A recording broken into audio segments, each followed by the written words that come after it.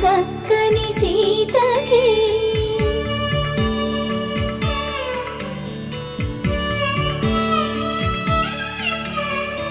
ఎర్ర జాబిలి చేయి రాముడేడని అడుగుతుంటే చూడలేదని పెదవి చెప్పే చెప్పలేమని కనులు చెప్పే నల్ల పూసైనా